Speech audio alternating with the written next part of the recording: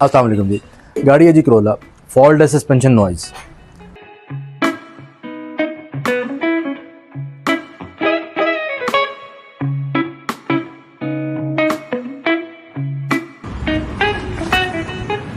Ceiling damage है और steering assembly में प्ले है।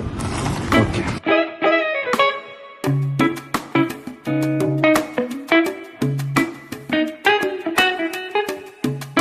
जी करोला ड्राइव टेस्ट पे निकले हैं जी। सस्पेंशन नॉइज प्रॉब्लम था जी, स्टीयरिंग रिपेयर करवाया जी। अल्हम्दुलिल्लाह गाड़ी क्लियर है जी, साउंडलेस है, बिल्कुल चलने में भी बिल्कुल क्लियर और ठीक है। अस्सलाम वालेकुम जी। गाड़ी है जी करोला, फॉल्ट है सस्पेंशन